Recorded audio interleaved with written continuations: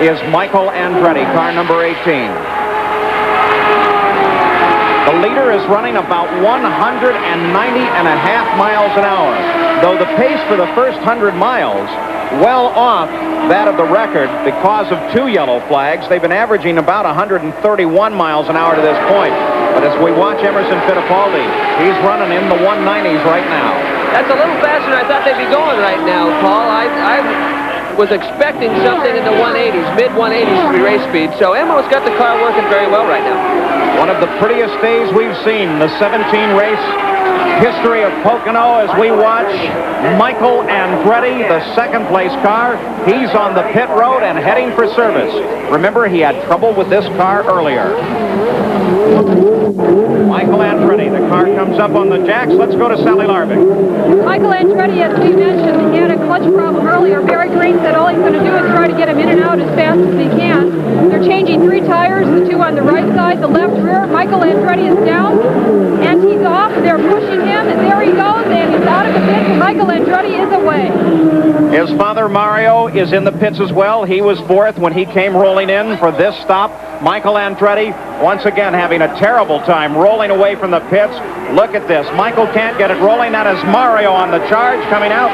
Now it finally catches for Michael. It's still not running at full bore, and Mario is coming just as fast as he can. As we are watching pit stops under the green flag, these are all routine. Emerson Fittipaldi is the leader, and there goes Mario Andretti picking up speed.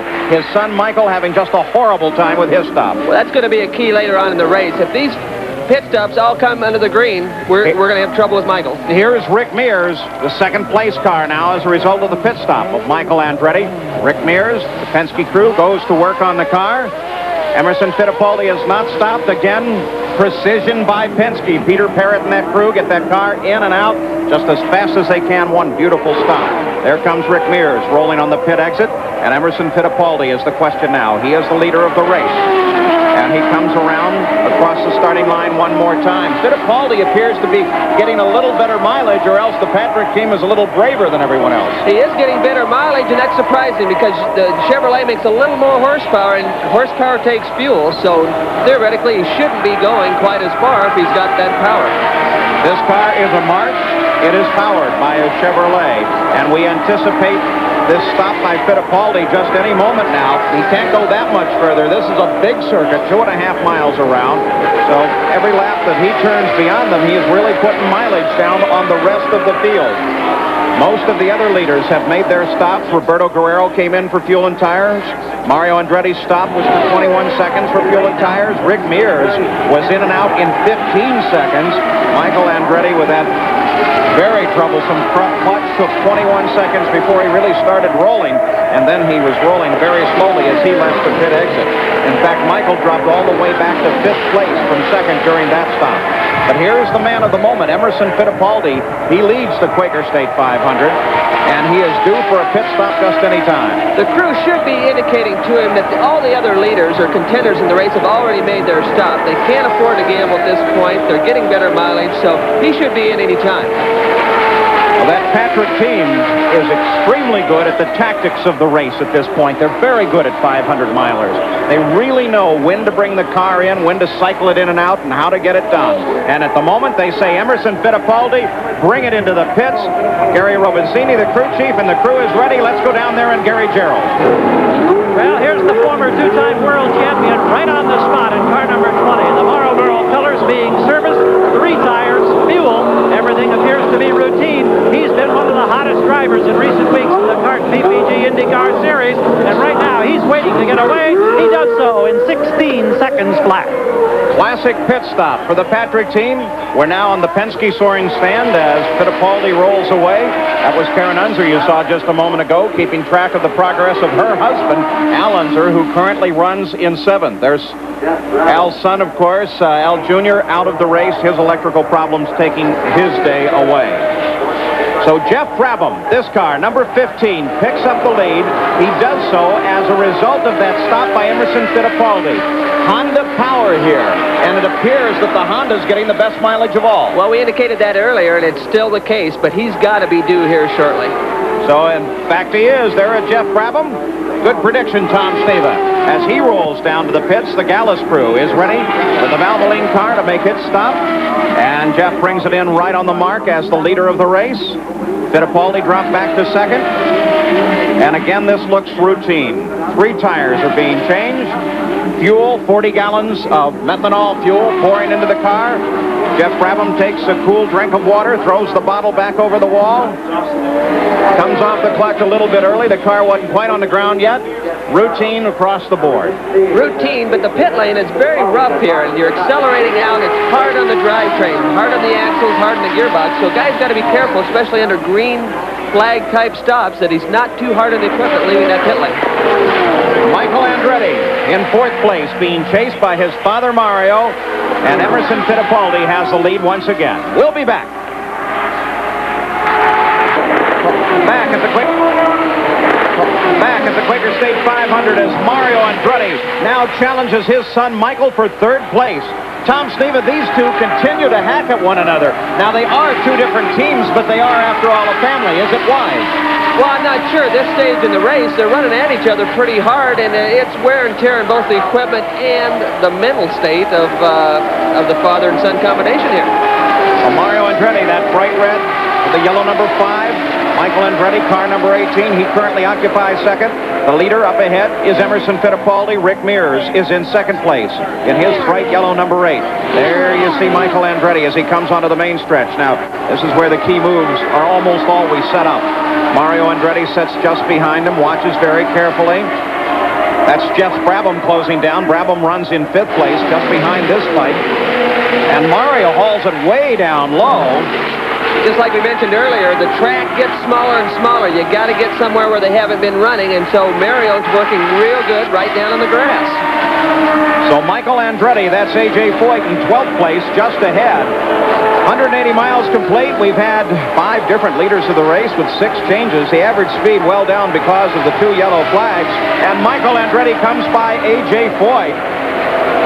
That's, of course, just picking up the lap car. Foyt running in 12th place. And now Michael is able to separate himself just a bit, and Mario has now to contend with A.J. He comes to the inside. Notice that dainty little sweep by of Mario's. He's in a hurry. And Jeff Brabham is actually in this fight as well, running in 5th place. And keep an eye on this battle. There goes Mario as A.J. Foyt comes a little high and lets Mario come through. And Mario now comes into a position to re-engage his son Michael in the fight for 3rd. Well, that's where it's at right now, the battle on the racetrack, father and son. Looks like Michael's working a little bit better across the tunnel turn. Mario's a little bit quicker down the straightaway, so it makes for a close competition. Again, we're looking at a contrast in machines. We're looking at a March powered by a Cosworth and that yellow and blue number 18 of Michael Andretti. And we're looking at a Lola powered by a Chevrolet and Mario Andretti's red number 5. Well, the Lola, again, is very, very aerodynamic. And maybe Mario's just giving son some room. They don't need to run that close this stage in the race. And Mario is saying to himself, hey, let's lay back a little bit. Give me that clean air. Cool things down, and we'll go after him here a little bit later. Now, both of them handle the 14th place car, number 55 of Jose Legarza, who is running now 3 laps off of the leader pace. Emerson Fittipaldi is the leader, and he's setting a very fast pace indeed, over 190 miles an hour. Rick Mears lies in 2nd place. And that battle for 3rd between Mario and Michael, and Jeff Brabham runs in 5th. Well, again, Emo's running a lot quicker than I thought they'd run out here. They've done something. They tested a couple days after the Michigan last race, and they've learned some stuff, and now they're going to the front. Boy, Emo just blasted his teammate Kevin Kogan away, and those are 2, for all practical purposes, identical machines. Yeah, I don't know. Kevin's obviously having some kind of problem. Either the motor's not running quite as well, or he's not getting around the corner. One or the other, and it's hard to tell from this point. Now, despite this rather furious pace by Emerson Fittipaldi, the real key in the Quaker State 500 at Pocono is to keep the car alive. Not only on the track, Tom Sneva, but we're talking a very rough pit road. Well, we are, and it could be a factor later, especially if they're green flag stops where you have to hustle the car in and out of the pits. It's very rough, hard on the drivetrain. The axles unload and load up. It's hard in the gearboxes, so the driver's got to use his head, and sometimes later in the race under a green situation, The adrenaline's flowing, and you don't use your head as much as you need to. All right, let's go down to the Patrick Racing pits. This report comes from Gary Gerald. Pat Patrick, of course, is the owner of the team that has Emerson Fittipaldi in the lead. Pat, you've had those victories on the road courses. Now you're going for the one in the oval. Are you happy with this race pace, which is now settled down into the mid-180 range? Well, we're happy the way we're running, but keep in mind, Jerry, this is a 500-mile race, and we just happen to be in the lead right now, and this is subject to change every lap. Any superstitions in this pit, Pat? No, I've been racing too long. I'm not superstitious. Happy to be in the lead, Pat Patrick, with Emerson Fittipaldi out front. And there you take a look at Emerson Fittipaldi, who with his pace has lined up just in front of him the 8th place car of Pancho Carter and the 7th place car of Big Al Unser. So he is really working his way up through the field, and if he gets past those, then we're only going to see the top 6 cars running on the leader lap. Yeah, that's unusual this early in the race, but Emo's setting a tough pace. Here's a guy that comes from a road racing background, and they say this oval is probably as close to a road race, a high-speed road race, as we're going to find because of the differences in the corners. You got that view of Pat Patrick. There is a race tactician. He really knows how to set the strategy. That's a tactical operations center down in that pits. They have won races by figuring out exactly how to get it done and how to stop the car and when to get it in and out. Now we watch Fittipaldi as he makes the move inside Pancho Carter. Carter is running 8th place. Nice and easy. Pancho hangs in there. He really doesn't want to give up that lap. And just ahead is the Indianapolis 500 champion, Al Unser Sr. He's currently running 7th. That's true, and Al's hanging in there better than he did at the Speedway. Indianapolis, he was lapped in the 19th lap, but came back to win the race. So this race is not over by any means. The key to a 500-mile is what we just mentioned. It's strategy, it's tactics, it's knowing when to bring the car in, when not to go quite as fast. Well, that's a big part of it. Just there's so many elements to win a race, and especially a 500-miler. Tacticians are an important factor. Running all day is the first key, however. So Emerson Fittipaldi leads. Rick Mears is second, and we'll be back.